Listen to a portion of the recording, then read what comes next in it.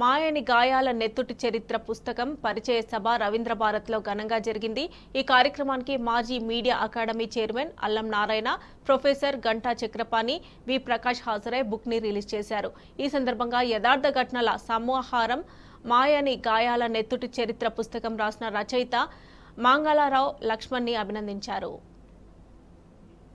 పుస్తకానికి ఒక గొప్ప ప్రాసంగికత ఎందుకుంది, దీనికి ఇదే చరిత్ర అవుతుందా, అసలు చరిత్ర అంటే ఏమిటి, చరిత్ర ఎట్లా రాస్తారు, ఈ అంశాల గురించి లోపలికి వెళ్లకుండా ఖచ్చితంగా రేపు చరిత్ర రాసే వాళ్ళకి ఈ పుస్తకం ఒక ప్రామాణిక ఆధారం అవుతుందని మాత్రం నేను ఖచ్చితంగా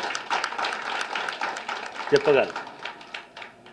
ఎట్లాగైతే తెలంగాణ చరిత్ర ఎవరైనా రాస్తే కరీంనగర్ ప్రజల జీవితం ఎట్లాగైతే ప్రామాణికత అవుతుందో, ప్రాథమిక ప్రాసంగిక అంశం అవుతుందో తెలంగాణ ఉద్యమానికి సంబంధించి, అట్లాగే రేపు నక్సలైట్ల ఉద్యమానికి మంగళారపు లక్ష్మణ్ రాసినటువంటి ఈ మాయని గాయాల చరిత్ర ఒక ప్రాథమిక ఆధారంగా మిగిలిపోతుందని నేను భావిస్తున్నాను.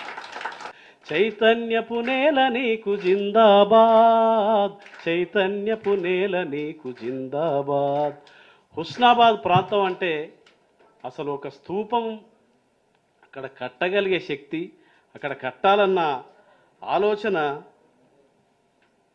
ప్రసాద్, అక్కడ పనిచేసిన ప్రసాద్కి ఎందుకు వచ్చిందంటే ఇందుకు. ఈ విషయాన్ని ఈ పుస్తకంలో లచ్చన చాలా హృదయంగా, అసలు ఇది చదువుతా అంటే రక్తం మరుగుతుంది. ఒక్కొక్కటి ఒక సినిమా తీసేయచ్చు, అంత బాగా రాసిండు. దీన్ని స్థూలంగా ఒక 3 భాగాలు చేయొచ్చు. సాయుధ విప్లవ పోరాటం, త్యాగాలు, అంతర్గత సైద్ధాంతిక విభేదాలు, తర్వాత ఫ్యాక్షనిజం అనగానే మనం సమరసింహారెడ్డి, వీరసింహారెడ్డి ఇట్లాంటివి చూసి అక్కడనే ఉంటాయి అనుకుంటాం.